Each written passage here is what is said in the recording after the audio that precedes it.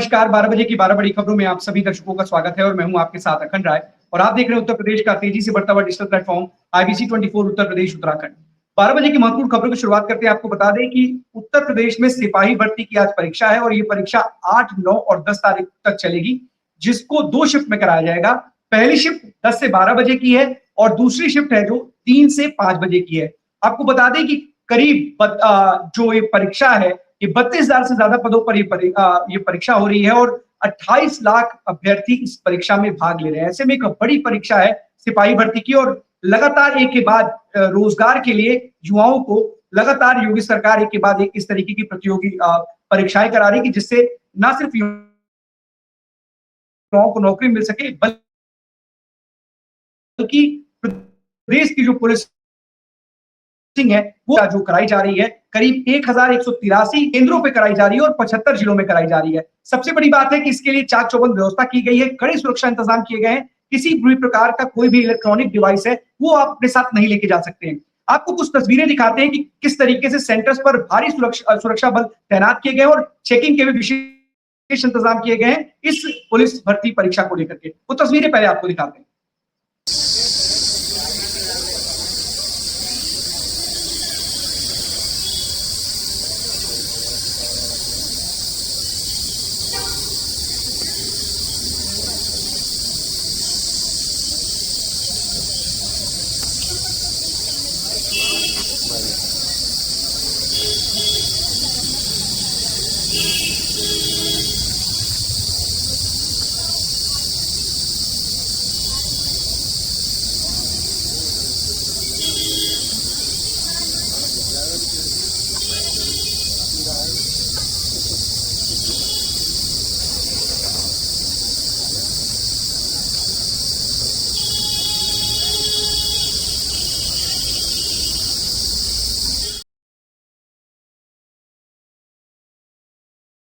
UPPSC की तरफ से ये भर्ती आयोजित की गई और जिस तरीके से आप देख सकते हैं कि लोगों के जूते अभ्यर्थियों के उतरवाए जा रहे हैं, उनकी आई का रेटिना का भी टेस्ट किया जा रहा है, फेस का मिलान किया जा रहा है। तो तमाम ऐसी चीजों को किसी भी प्रकार से कोई भी धांधली ना हो पाए और कोई भी परीक्षार्थी जो है अभ्यर्थी है उसकी जगह पर कोई दूसरा अभ्यर्थी ना दे पाए, इसका विशेष ख्याल रखा जा रहा है। और जिस तरीके से चेकिंग की जा रही है कहीं ना कहीं ना सिर्फ उनके जूते चप्पल, उनकी जो चेन है वो भी उतरवा लिए जा रहे हैं और सबसे बड़ी बात है कि जिन लोगों के बाल या दाढ़ी बड़े हुए हैं उसकी भी चेकिंग की जा रही है। तो कहीं ना कहीं इस परीक्षा के लिए लगातार जो इंतजाम है वो बेहतर इंतजाम किए गए हैं और लखनऊ में भी, चाहे कानपुर, प्रयागराज में जहां पर बड़ी तादाद में अभ्यर्थी पहुंचे हुए हैं, उनके लिए विशेष इंतजाम किए गए हैं। और कहीं ना कहीं लखनऊ रेलवे स्टेशन पर भी बड़ा एक टेंट लगाया गया है जहां पर कूलर, पानी की व्यवस्था की गई है और इन बच्चों के लिए जो अभ्यर्थी यहाँ पर आए हैं वो आराम से यहाँ पर रुक सके। लेकिन इसके लिए एक और भी राहत दी है योगी सरकार ने।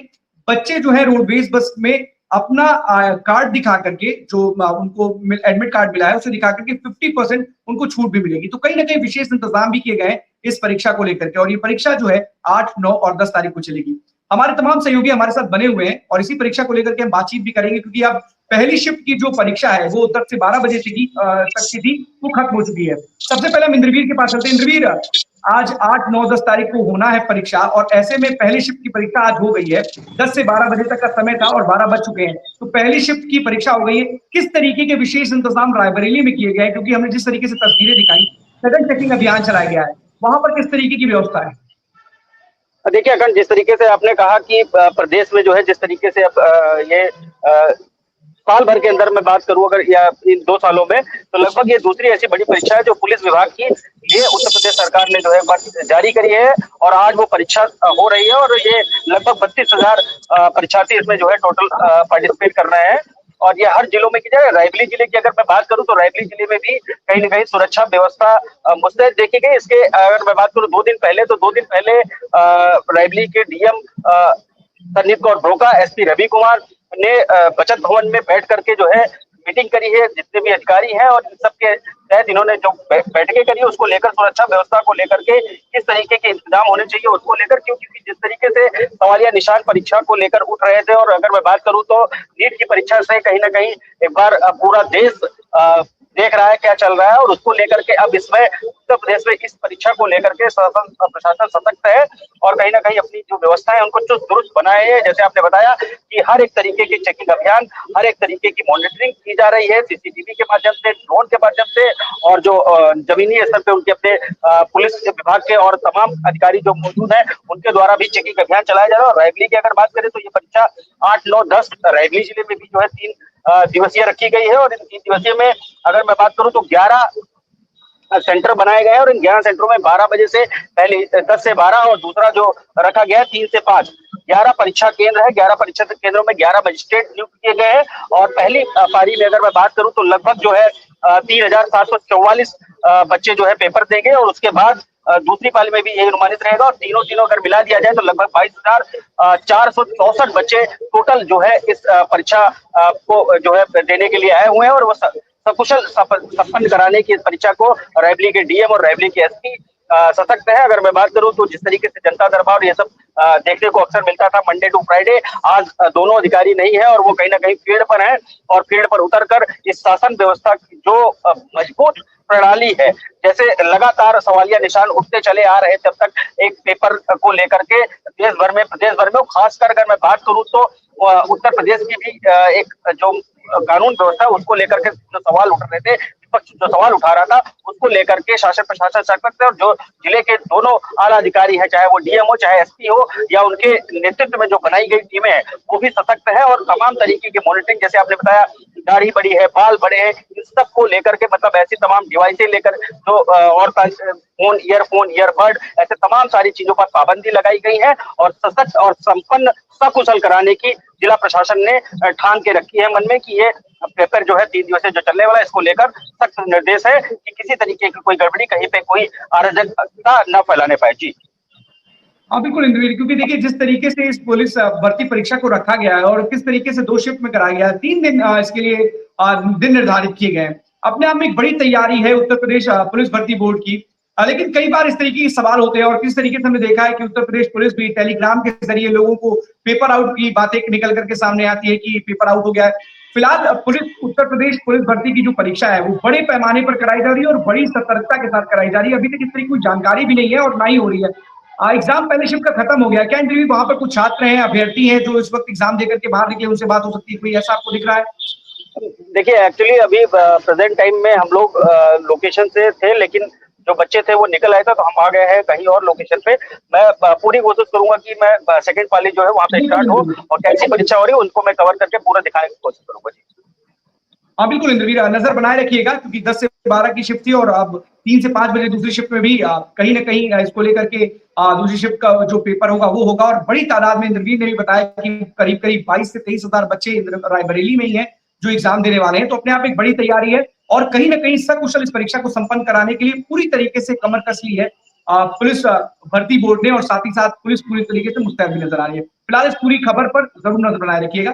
बहुत बहुत धन्यवाद आपका इंद्रवीर। ज्ञानेंद्र के पास चलते। ज्ञानेंद्र, आप भी किसी सेंटर पर ही खड़े हैं और मुझे लग रहा है कि जो छात्र हैं, अभ्यर्थी हैं, वो पीछे निकल करके आ रहे हैं, तो क्या किसी अभ्यर्थी से आपकी बात अगर हो सकती है कि ये परीक्षा कैसी रही और जो पेपर था वो कैसा रहा तो ज्यादा बेहतर होगा। आपके पीछे भी कई जो अभ्यर्थी छात्र निकल करके सामने आ रहे हैं।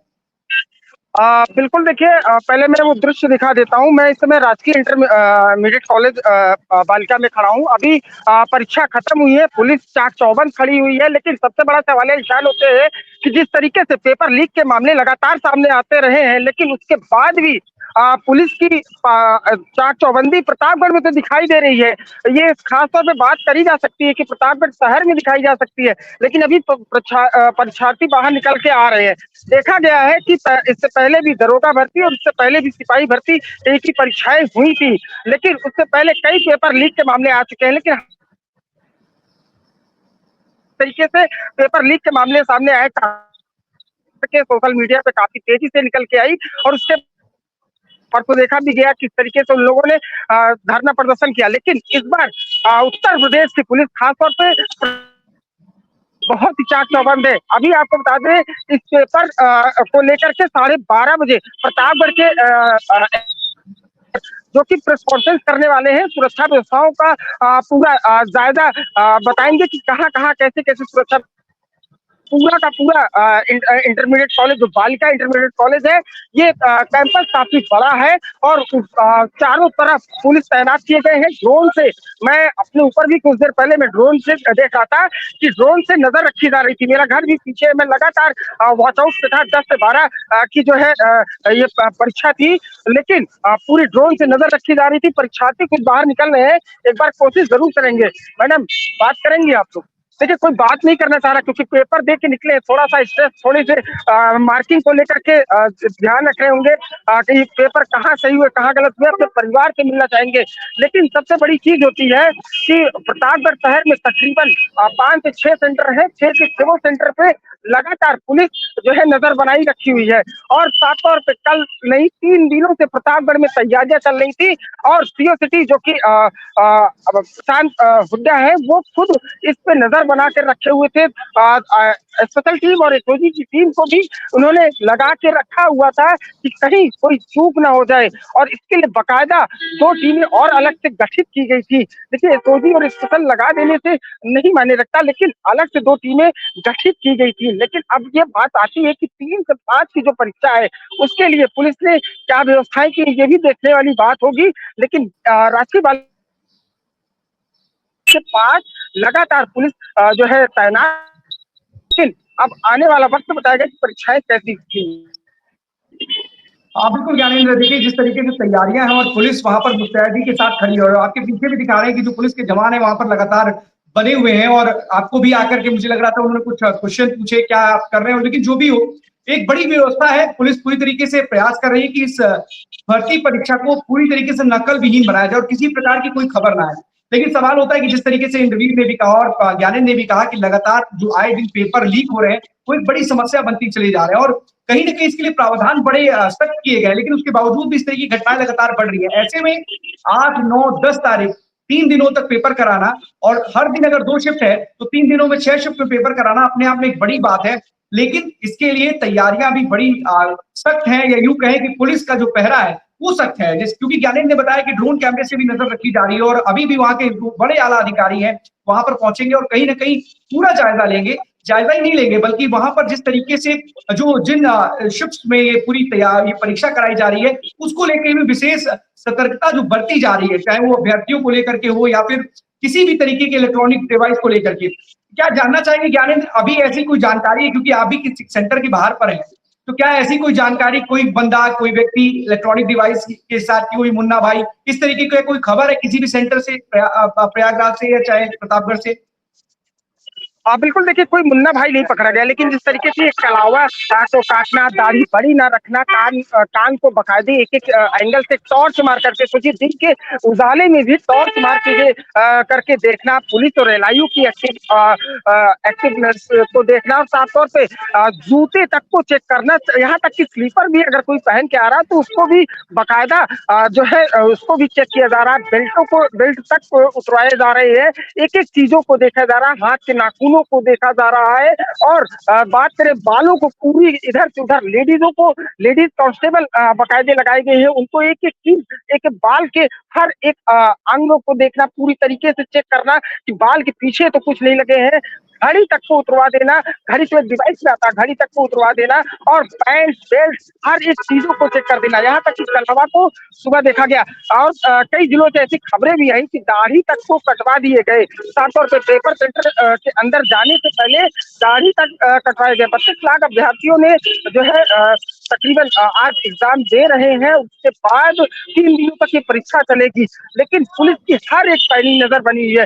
राजकीय बालिका इंटर कॉलेज के साथ साथ अब्दुल कलाम तिलक इंटरमीडिएट कॉलेज, एमडीपीजी, केटी कॉलेज, ऐसी हर जगह पेपर हो रहे हैं, लेकिन हर एक जगह ऐसी ही पुलिस एक्टिव दिख रही है। लेकिन सबसे बड़ी बात होती है कि माफी चाहेंगे, पेपर लीक को लेकर के जिस तरीके से विपक्ष लगातार सवाल निशान खड़ा कर रहा है, क्या सरकार 2027 को लेकर के एक्टिव है, क्योंकि देखा गया है कि सपा सरकार में भी कई पेपर लीक हुए थे और इस सरकार में भी कई पेपर लीक हुए हैं। तो उत्तर प्रदेश सरकार, खासतौर पे उत्तर प्रदेश के मुखिया ये नहीं चाहते हैं कि जितने भी पेपर हो रहे हैं वो कोई लीक हो, कोई मुन्ना भाई जो है सामने आए और पेपर लीक हो जाए। और खासतौर पर दूर दूर से जो परीक्षार्थी आए हैं और उनके साथ जो उनके परिवार के लोग आए हैं, वो जो पूरे दिन खटे हुए हैं, उनकी मेहनत जो है असफल हो।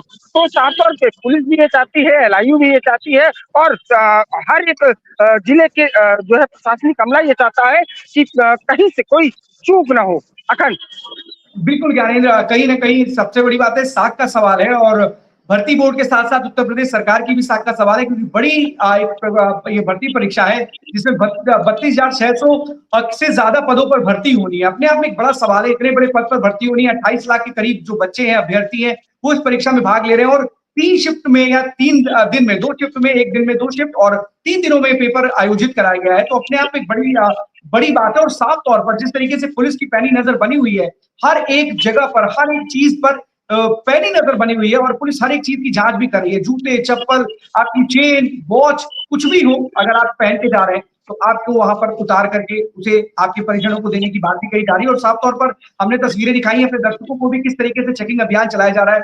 रेटिना की बात की जाए तो उसकी भी चेकिंग हो रही है, फेस रिकग्निशन हो रहा है, तमाम तरीके से किसी भी प्रकार का कोई मुन्ना भाई ना आ पाए, एक अभ्यर्थी की जगह कोई दूसरा व्यक्ति ना दे पाए, इसका भी विशेष ख्याल रखा जा रहा है। फिलहाल पूरी खबर पर जरूर नजर बनाए रखिएगा ज्ञानेंद्र, और जो भी अपडेट आएगा हमारे दर्शकों को जरूर दीजिएगा। बहुत बहुत धन्यवाद आपका। अवनीश के पास चलते कानपुर। अवनीश, कानपुर में भी लगातार, क्योंकि जिस तरीके से अभ्यर्थी है, और हमने बताया था शुरुआत में ही कि प्रयागराज की बात करें, लखनऊ की बात करें, प्रतापगढ़ की बात करें, रायबरेली की बात करें और कानपुर की बात करें, तो वहां पर जिस तरीके से स्थितियां बनी हुई है, वहां पर बड़ी तादाद में अभ्यर्थी आए एग्जाम देने के लिए। क्योंकि लखनऊ में हमने देखा था कि किस तरीके से लखनऊ के रेलवे स्टेशन के बाहर बड़ा सा एक टेंट लगा है, वहां पर कूलर, पानी की व्यवस्था की गई है। जो भी अभ्यर्थी वहां पर आए उन्होंने वहां पर रात गुजारी है। कानपुर में किस तरीके के विशेष इंतजाम किए गए थे, उस पर भी बताइएगा, और साथ ही साथ जो अभी पहली शिफ्ट हुई है इसको लेकर के किस तरीके की खबर आ रही कानपुर में, इस पर भी देखिए 54 जो है यहाँ पर परीक्षा केंद्र है, जहाँ पर जो है लगभग 19,940 जो परीक्षार्थी हैं वो यहाँ पर जो है परीक्षा दे रहे हैं। पहली पाली जो है वो 10 बजे से लेकर के 12 बजे तक की है और फिर उसके बाद में 3 से 5 की जो है दूसरी पाली जो है यहाँ पर सुनिश्चित की गई। जो भी सुनिश्चित है उसमें जो है परीक्षार्थी परीक्षा देंगे।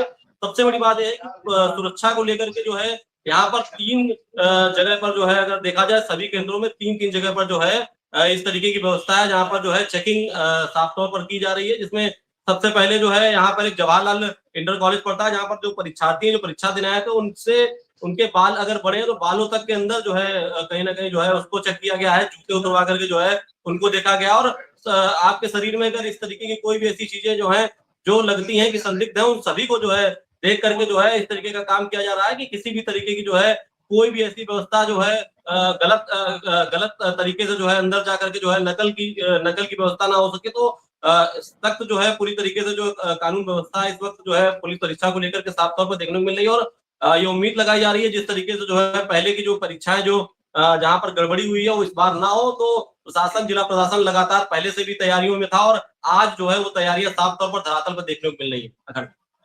अच्छा अवनीश, क्योंकि जिस तरीके से हमने बताया था कि लखनऊ में भी जगह जगह पर व्यवस्थाएं की गई हैं अभ्यर्थियों के लिए, परीक्षार्थियों के लिए, कानपुर में किस तरीके के इंतजाम, क्योंकि बड़ी तादाद में कानपुर में भी जो छात्र अभ्यर्थी हैं वो एग्जाम देने के लिए आए हुए हैं, क्या प्रशासन की तरफ से कोई विशेष इंतजाम इनके लिए किया गया? क्योंकि योगी सरकार ने तो बच्चों के एडमिट कार्ड पर दिखा करके 50% रोड बस में जो उस पे उनका किराया है उसको कम करने की बात की, 50% कर दिया है, लेकिन प्रशासन ने किस तरीके के इंतजाम किए हैं वहां पर? देखिए अखंड, क्योंकि गर्मी का प्रकोप साफ तौर पर साफ देखने को मिल रहा है, तो जहां पर भी परीक्षा केंद्र बनाए गए उन सभी को, जो जितने भी स्कूल हैं, उनको साफ तौर पर ये बता दिया गया था कि क्योंकि जो है गर्मी में जो है पानी की अधिक मात्रा में जो है जरूरत पड़ती है, तो उस सभी परीक्षा केंद्रों में जो है पानी की एक व्यवस्था की गई। और जो जिस हिसाब से जो है परीक्षार्थियों के साथ उनके अभिभावक भी आते हैं, तो उनको भी किसी भी तरीके की कोई समस्या ना हो उसको लेकर के भी है स्कूल के आसपास में इस तरीके की व्यवस्था की गई है। हल्के से शेड या जो जरूरत की चीजें थी जहां पर किया जा सकता था, जहां पर संभव था, क्योंकि बहुत सारे ऐसे भी स्कूल होते हैं, कॉलेज होते हैं, जहां पर बहुत सारी चीजें करना संभव नहीं होती हैं, तो जहां पर ये व्यवस्थाएं उचित हो सकती थी वहां पर प्रशासन ने जो है साफ तौर पर एक एडवाइजरी जारी की थी कि किसी भी तरीके की असुविधा जो है जो परीक्षार्थी है उसको या जो परीक्षार्थी के साथ आने वाले अभिभावक उनको ना हो। लेकिन अखन जानते हैं कि क्योंकि एडवाइजरी जारी जरूर होती है, लेकिन बहुत सारी ऐसी खामियां साफ तौर पर देखने को मिलती हैं जहां पर वो चीजें पूरी नहीं हो पाती है। फिलहाल अभी इस तरीके का कोई भी मैटर जो है या मामला सामने नहीं आया है। अगर कोई मामला, अगर क्योंकि 2 पालियों में इसके बाद एक और पाली है, अगर कोई भी ऐसा मामला सामने आएगा तो जरूर अपने दोस्तों को बताएंगे। हाँ बिल्कुल अवनीश, क्योंकि जिस तरीके से एक बड़ी भर्ती परीक्षा है और यहाँ पर 32,000 से ज्यादा पदों पर भर्ती निकली है, एक बड़ी तादाद में 28 लाख से ज्यादा जो करीब अभ्यर्थी हैं वो एग्जाम को देने के लिए आ रहे हैं और जगह जगह 75 जिलों में लगातार पुलिस की ना सिर्फ मुस्तैदी है बल्कि इन अभ्यर्थियों के लिए विशेष इंतजाम भी किए गए हैं और जहां पर अभ्यर्थी रुकने के लिए जगह जगह पे टेंट्स लगाए गए हैं। और जिस तरीके से अमरीश ने बताया कि पानी की व्यवस्था की गई है क्योंकि बहुत भीषण गर्मी पड़ रही है, ऐसे में इस तरीके की तमाम चीजें जो अभ्यर्थी को किसी प्रकार की कोई परेशानी ना हो, दिक्कत ना हो, इसका भी विशेष ख्याल रखा गया है। फिलहाल इस पूरी खबर पर जरूर नजर बनाए रखिएगा अमरीश, और जो भी अपडेट आएगा हमारे दर्शकों को जरूर दीजिएगा। बहुत बहुत धन्यवाद आपका अमरीश। ज्ञानेंद्र आपका भी बहुत बहुत धन्यवाद। आपको बता दें कि लगातार एक के बाद एक अपराधियों पर पुलिस का हंटर चल रहा है और एक के बाद एक अपराधियों एनकाउंटर में या तो पुलिस की गोली से घायल हो रहे हैं या फिर ढेर हो जा रहे हैं। अब बीते दिन की बात की जाए तो एक दिन में 6 एनकाउंटर की खबरें आई हैं। अयोध्या, लखनऊ, झांसी, चंदौली की जगहों से एनकाउंटर की खबरें आई हैं, लेकिन सबसे बड़ी खबर है अयोध्या से, जहां पर 2 लाख के इनामी भानु प्रताप सिंह को एनकाउंटर में ढेर हो गया है। आपको बता दें कि अस्पताल ले जाते वक्त उसकी मौत हो गई है, लेकिन उसके ऊपर कई धाराओं में 40 मुकदमे उसके ऊपर दर्ज थे, गंभीर आपराधिक मामले उसके ऊपर दर्ज थे और हत्या, डकैती जैसे उसके ऊपर मामले दर्ज थे। बड़ी सफलता पुलिस को हाथ लगी है, लेकिन सबसे बड़ी बात है कि जिस तरीके से एक दिन में 6 एनकाउंटर, चाहे लखनऊ में भी एक महिला के साथ छेड़छाड़ के आरोपी को पुलिस ने एनकाउंटर में घायल किया है, जिसको अस्पताल में इलाज के लिए भर्ती कराया गया है। चंदौली में भी कुछ इसी तरीके का मामला है, झांसी में भी आया। तमाम जगहों से इस तरह की खबरें आ रही है और लगातार एक के बाद एक एनकाउंटर्स में ये अपराधी ना सिर्फ घायल हो रहे हैं बल्कि कई अपराधी एनकाउंटर में ढेर भी हो गए और बड़े अपराधियों की लिस्ट में जो नाम है उसमें ढेर हुए। अभी हमने देखा था किस तरीके से गाजीपुर के जो व्यापारी, होटल व्यापारी के लड़के विनीत राय की हत्या हुई थी, उसमें भी एक आरोपी का एनकाउंटर हुआ था और कहीं ना कहीं उसके बाद पुलिस पर पथराव भी हुआ शाम को और बताया गया कि फेक एनकाउंटर है। लेकिन लगातार एक के बाद एक जिन अपराधियों पर, जिन लोगों पर भी इस तरीके के मामले दर्ज है, लगातार पुलिस धरपकड़ के लिए उन लोगों को चिन्हित करने के लिए टीमों का गठन किया गया है और ऐसे अपराधियों को सलाखों के पीछे डालने का काम किया जा रहा है। आपको बता दें लखनऊ में शनिवार की घटना हुई थी, एक महिला जो ऑटो में जा रही थी उसके साथ छेड़छाड़ की घटना और चलती ऑटो से उसको फेंक दिया था, जो घायल भी हुई थी, जिसके बाद पुलिस ने पूरी टीम बनाई और टीम के गठन के बाद जब पुलिस को जानकारी लगी तो आरोपी को पकड़ने के लिए पुलिस ने विशेष चेकिंग अभियान चलाया, लेकिन पुलिस को देखते ही आरोपी ने पुलिस पर फायर किया, जिसके बाद आरोपी के ऊपर पुलिस की जो जवाबी कार्रवाई थी उसमें आरोपी जो कहीं ना कहीं घायल हो गया।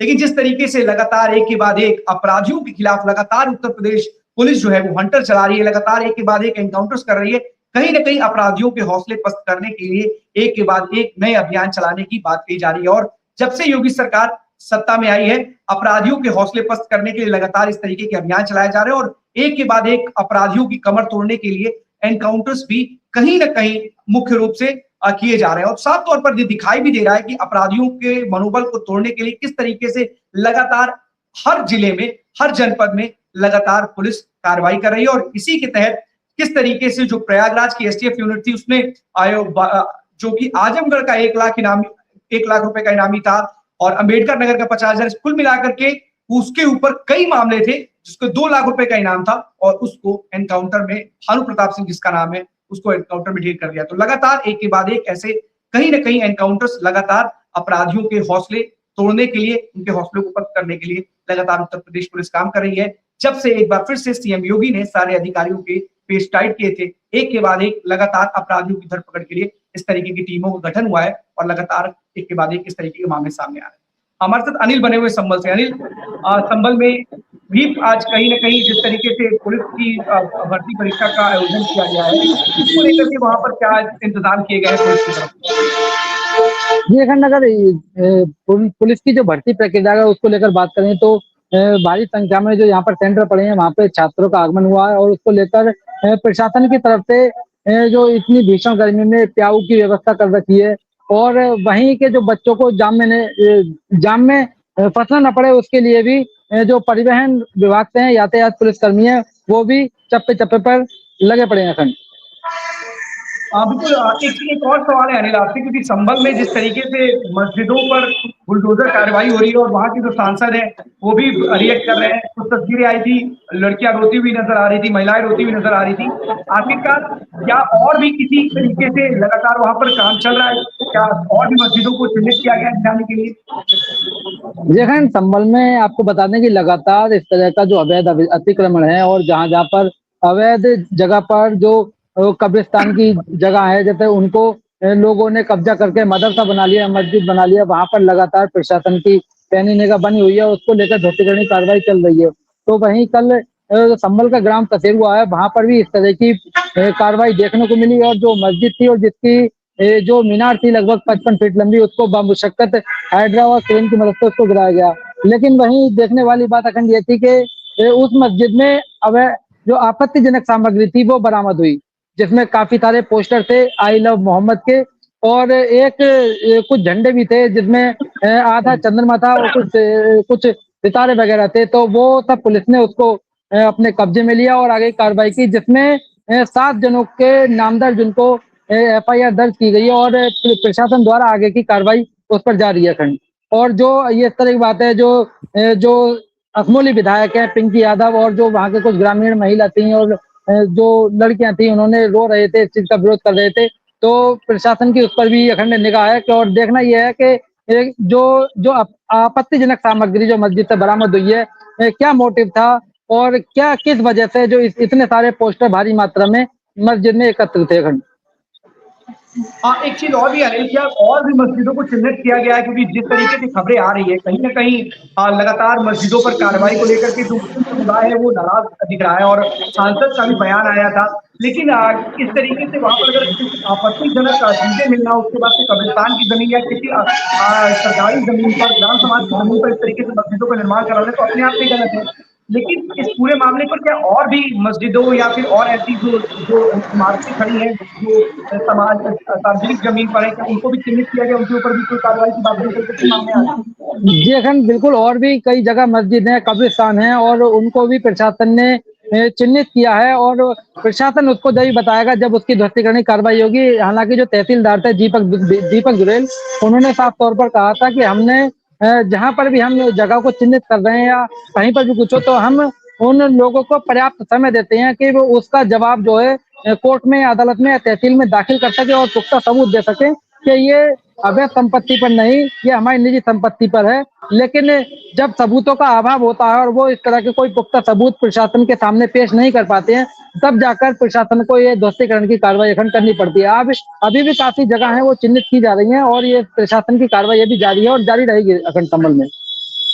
बिल्कुल अनिल, लगातार एक के बाद एक इस तरीके की तस्वीरें संभल के आई। कहीं ना कहीं इसके लेकर के तमाम सवाल खड़े हो रहे हैं कि लगातार सरकार है या फिर जो अधिकारी हैं वो किसी एक समाज को टारगेट करके कार्रवाई कर रहे हैं। लेकिन आप सभी को फिर से बता दें कि जिस तरीके से अनिल ने भी बताया है कि जो अधिकारी हैं, जो विभाग है, उन्होंने एक टाइम दिया है और उस टाइम में आपका जवाब दाखिल करने के लिए उचित उनको समय भी दिया है। लेकिन वो लोग जवाब सही तरीके से नहीं दे पा रहे। और पहले भी हमने देखा है संभल में कि जब अधिकारियों ने कहा तो उन लोगों ने खुद से भी चीजों को डिमोलिश किया। फिर इसको लेकर के कहीं ना कहीं जो राजनीति है, वो आरोप, जो राजनीतिक आरोप है एक दूसरे पर, वो लगातार एक दूसरे पर कहीं ना कहीं किए जा रहे हैं, चाहे वो समाजवादी पार्टी की तरफ से बीजेपी पर हो, चाहे बीजेपी की समाजवादी पार्टी की तरफ से। कुछ कहना चाह रहे हैं आप? जगन में ये कहना चाह रहा था कि जो 1978 में दंगे हुए थे उसको लेकर प्रशासन को साफ तौर पर आदेश दिया गया है, ऊपर से मिला हुआ है कि जो भी 1978 में जो यहाँ से लोग, जो परिवार पलायन कर गए, जैसे एक रस्तोगी परिवार था वो